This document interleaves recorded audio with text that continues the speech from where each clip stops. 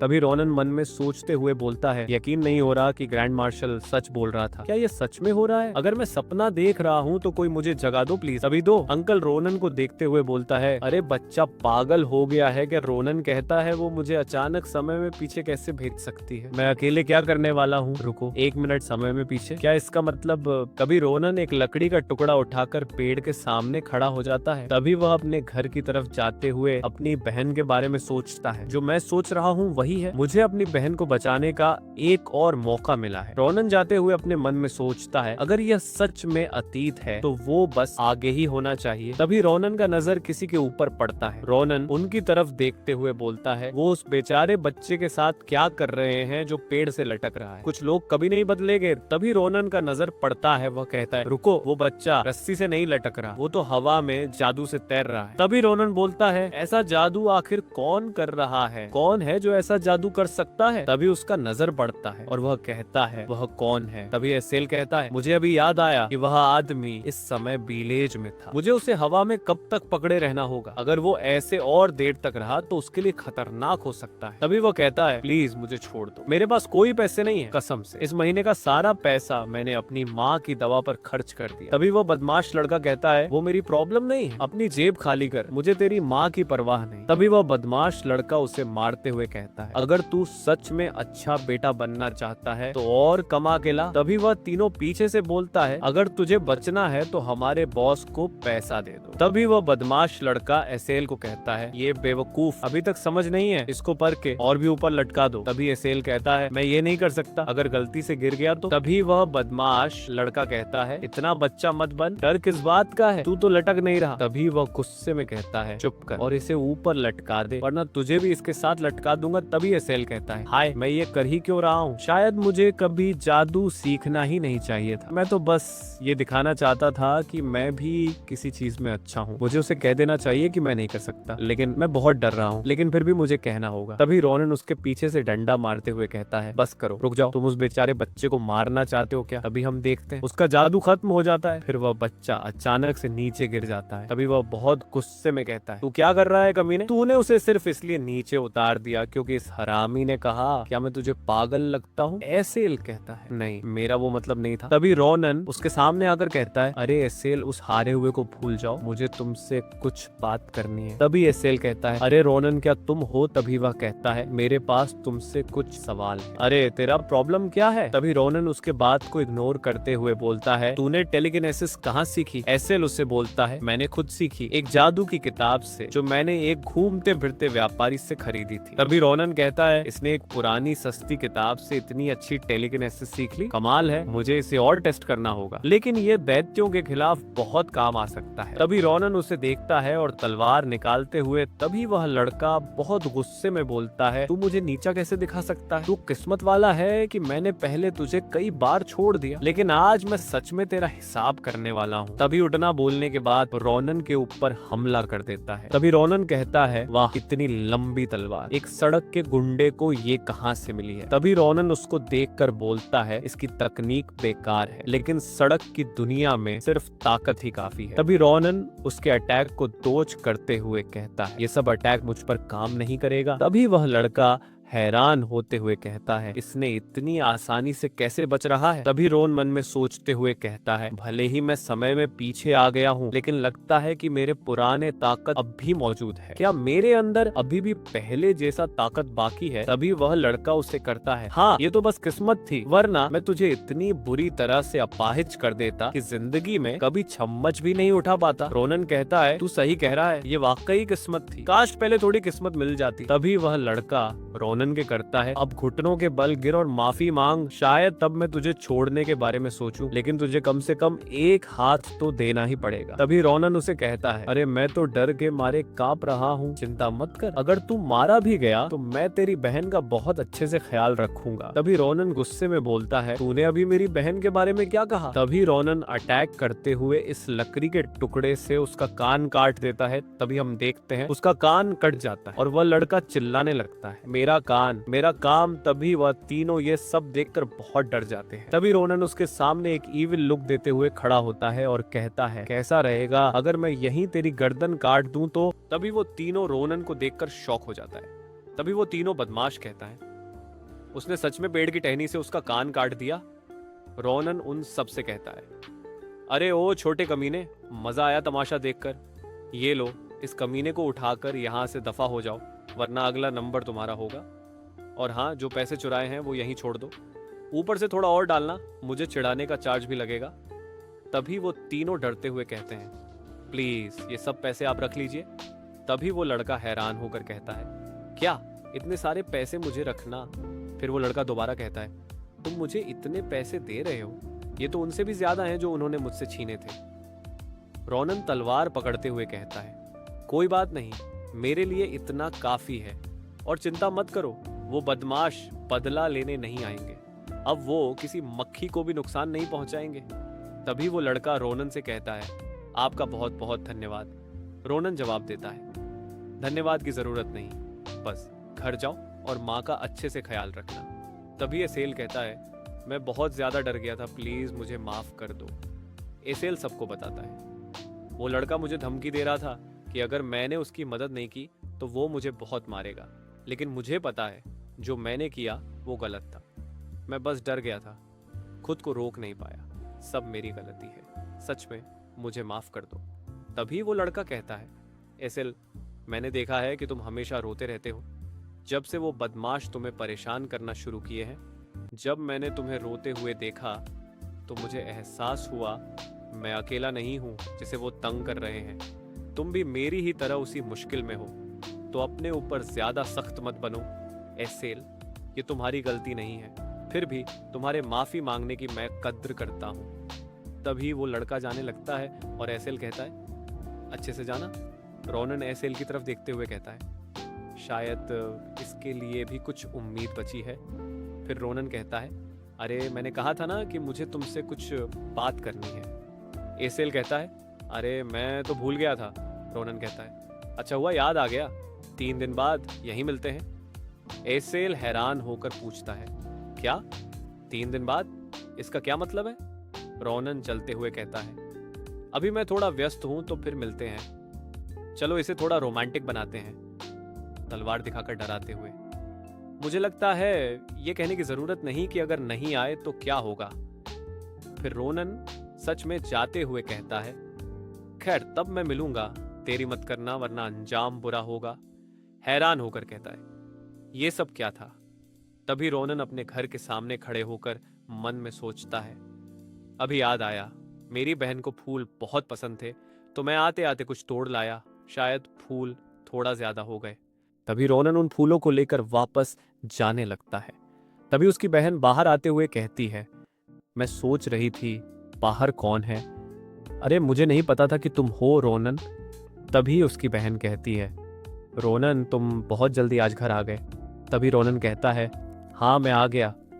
Ronan मन में सोचते हुए कहता है, कभी सोचा भी नहीं था कि ये दिन देख पाऊंगा। तभी रोनन की बहन कहती है, देखो जरा, मेरे चिड़चिड़े छोटे भाई ने मेरे लिए कितना सुंदर गुलाब का फूल लाया है। तभी रोनन बोलता है, अच्छा लगा कि तुम्हें पसंद आया। तभी रोनन की बहन पूछती है, क्या पेट भर के खा लिया मेरे प्यारे छोटे भाई? थोड़ा और स्ट्यू लोगे? तभी रोनन बोलता है, नहीं नहीं, मेरा पेट भर चुका है। तभी रोनन अपनी बहन से कहता है, वैसे एक बात पूछूं, इस साल तुम्हारी उम्र कितनी हो गई? तभी रोनन की बहन बताती है, अरे तुम जानते हो ना रोनन, मैं 22 साल की हूं, क्यों पूछ रहे हो? तभी रोनन की बहन कहती है, तुम इतना अचानक से क्यों पूछ रहे हो, क्या तुम्हें याद नहीं? तभी रोनन की बहन अचानक गंभीर होकर कहती है, रोनन तुम्हें बुखार तो नहीं हो गया? तभी वह रोनन के सर पर हाथ रखकर देखने लगती है। तभी रोनन अपनी बहन की तरफ देखते हुए मन में सोचता है, मेरी बहन बिल्कुल वैसी ही है जैसी मुझे याद है, अब भी उतनी ही अच्छी है। काश ये पल हमेशा के लिए ठहर जाए, लेकिन आने वाले कुछ सालों में मुझे इस दुनिया और अपनी बहन की हिफाजत करनी होगी। तभी रोनन अपनी बहन से कहता है, इरियल मुझे तुमसे कुछ कहना है। तभी हमें पता चलता है कि रोनन की बहन का नाम इरियल है। मैं सोच रहा हूँ कि एक एकेडमी में पढ़ने जाना चाहता हूँ। तभी इरियल कहती है, क्या एकेडमी? मैं तो कब से चाहती थी कि रोनन तुम एकेडमी में पढ़ने जाओ। तभी इरियल कहती है, तुम तो पहले कभी एकेडमी यों की बातें सुनना भी नहीं चाहते थे, अचानक ये बदलाव कैसे? तभी एरियल रोनन को कहती है, समय बर्बाद करने का वक्त नहीं है। तभी एरियल कुछ ढूंढते हुए कहती है, मुझे पता था ये दिन जरूर आएगा। तुम तो जन्म से ही जीनियस हो रोनन, तुम कुछ भी कर सकते हो। तभी एरियल एक बहुत बड़ा गमला निकालते हुए कहती है, ये तुम्हारे लिए एक सरप्राइज गिफ्ट है। तभी रोनन कहता है, रुको, तुम्हें ये सारा पैसा कहाँ से मिला? तभी एरियल उसे बताती है, मैंने चोरी छुपे बचाया था ताकि तुम्हें चौंका सकूं। सोचा अगर कभी तुम्हारा मन बदले तो तुरंत तुम्हें एकेडमी भेज सकूं। तभी रोनन कहता है, तुम कमाल हो एरियल, इतना सारा पैसा कैसे बचा लिया? सुनो, मैं इसकी बहुत कद्र करता हूँ, लेकिन मैं चाहता हूँ कि ये पैसे तुम खुद पर खर्च करो। वैसे भी सच कहूँ तो ये काफ़ी नहीं है। एरियल कहती है, क्या? तुम क्या कह रहे हो? तभी एरियल रोनन को कहती है, ये तुम्हारे सोच से कहीं ज़्यादा है। मुझे नहीं पता तुम कौन सी एकेडमी सोच रहे हो, लेकिन तभी रोनन बताता है, फिलियन इंपीरियल एकेडमी। तभी एरियल कहती है, क्या वहाँ जाना चाहते हो? तभी रोनन अपने एकेडमी के सफ़र पर निकल चुका होता है। कभी वह चलते चलते अपने मन में सोचता है, समस्या ये है कि एकेडमी में दाखिला लेने के लिए तुम्हें उनके नामुमकिन जैसे एडमिशन स्टैंडर्ड्स पूरे करने होंगे और ऊपर से उनकी आसमान छूती फीस भरनी होगी। सभी समय रोनन अपनी बहन के बारे में सोचता है, फिर भी मैंने नहीं सोचा था कि मेरी बहन का रिएक्शन ऐसा होगा। तभी रोनन कहीं पर रुककर मन में सोचता है, खैर अब तो मुझे बस ये साबित करना होगा कि मैं एकेडमी में घुस सकता हूँ। तभी रोनन उसका इंतजार करते हुए कहता है, वैसे मैंने सोचा भी नहीं था कि तुम यहाँ आओगे। वैसे वो सब छोड़ो, आज हमें बहुत काम करना है। तभी एसेल कहता है, और तुमने तो कहा था कि अगर मैं नहीं आया तो मुझे पछताना पड़ेगा। तभी रोनन कहता है, वह सब पुरानी बातों को छोड़ो, आज रात हम दोनों के पास करने के लिए काफी काम है। तभी रोनन अपना बैग नीचे रख देता है। तभी रोनन कहता है, एसेल, मुझ पर टेलीकिनेसिस का इस्तेमाल करो, जितना ऊंचा उठा सकते हो उठा दो। तभी एसेल कहता है, मुझ पर टेलीकिनेसिस, ये खतरनाक नहीं है? तभी रोनन बताता है, खतरनाक? बकवास, जैसा मैं कह रहा हूं वैसा करो, मुझ पर भरोसा रखो, इससे मैं मरने वाला नहीं हूं। तभी एसेल कहता है, चलो ठीक है, लो शुरू करता हूं, इन अ विजिबल हैंड। तभी एसेल अपनी पावर से उसको उठाने लगता है। तभी रोनन उसके पावर को देखकर हैरान हो जाता है। तभी रोनन कहता है, वाह कमाल है, इसका पावर तो मेरी उम्मीद से भी ज्यादा ताकतवर है। तभी रोनन ऊपर से एसेल की तरफ देखते हुए कहता है, मैच, जादूगर मिलना वैसे भी मुश्किल है और टेलीकिनेसिस तो सबसे कम जादूगर जानते हैं। ये तो बढ़िया खबर है, इसका मतलब ये बंदा मेरे आने वाले जंग के खिलाफ युद्ध में अहम खिलाड़ी साबित होगा। तभी एसेल कहता है, अरे रोनन, अब थकान हो रही है, क्या मैं तुम्हें नीचे उतार दूं? तभी रोनन ऊपर से कहता है, थोड़ा और रुक जाओ, बस एक चीज और चेक करनी है, फिर मैं खुद नीचे आ जाऊंगा। तभी एसेल कहता है, खुद से तुम कैसे नीचे आ जाओगे? तभी रोनन तलवार निकाल के एसेल का माना काट देता है। तभी एसेल कहता है, ये क्या था? रोनन ने मेरा माना काट दिया। तभी रोनन नीचे आ जाता है। तभी एसेल कहता है, तुमने ये कैसे किया? तभी रोनन उसे बताता है, कुछ खास नहीं, बस एक छोटा सा ट्रिक है जो मैं हमेशा कर पाता हूँ। तभी रोनन उसके सर पर एक पंच मारते हुए कहता है, छोड़ो, मुझे भी ठीक से नहीं पता मैं ये कैसे करता हूँ। तभी रोनन अपनी तलवार रखते हुए कहता है, लेकिन इस क्षमता के बारे में और जानना भी मेरा एक मिशन है। शायद यही वजह थी कि मैं अपनी तलवार से अकेले उस दैत्य को काट पाया, लेकिन अभी वो सोचने का वक्त नहीं है, अभी और जरूरी काम है। तभी रोनन अपना बैग उठाते हुए कहता है, वैसे एसेल, तुम टेस्ट पास कर गए।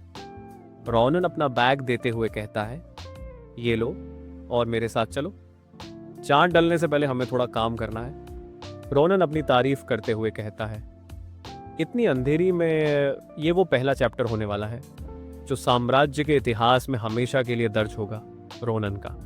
तभी एसेल कहता है, फिलियन एकेडमी? मैंने सही सुना, मतलब वो एकेडमी जहां सिर्फ साम्राज्य के सबसे एलीट योद्धाओं को दाखिला मिलता है?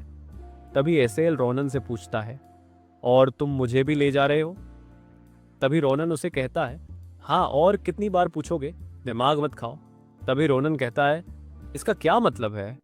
तभी एसेल बताता है, तुम तो माहिर योद्धा हो, लेकिन मेरे पास कोई खास टैलेंट नहीं, ऊपर से मैं डरपोक और कायर हूं।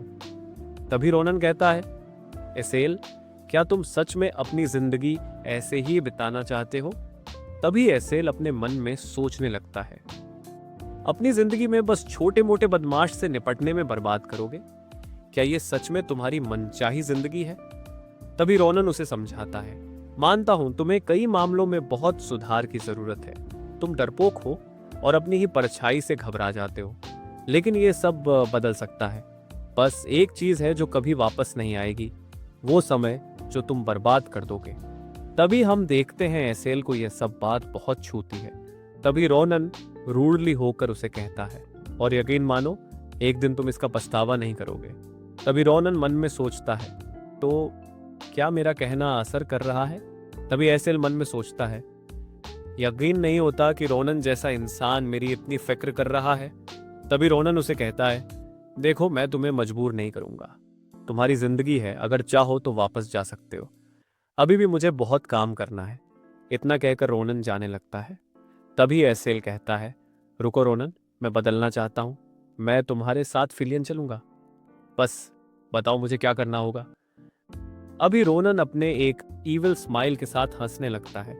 तभी रोनन उसे कहता है, शाबाश, अब तुम बड़े हो रहे हो एसेल, चलो अभी तुम्हारा पहला चैलेंज शुरू करते हैं। तभी रोनन एक क्रीपी सी स्माइल देते हुए बहुत खुश होता है। तभी एसेल कहता है, रोनन, क्या मैं सही समझ रहा हूं? यही मेरा पहला चैलेंज है? तभी रोनन कहता है, तुम्हारे लिए इससे अच्छा अपोनेंट कोई नहीं होगा। तभी रोनन गोब्लिन के बारे में बताने लगता है, लूना गोब्लिन, और वो भी पूरे झुंड में। तभी रोनन कहता है, तो एसेल क्या ख्याल है, आसान रहेगा है ना? तभी एसेल कहता है, ये तुम्हें आसान लगता है? तभी रोनन कहता है, चलो शुरू करें।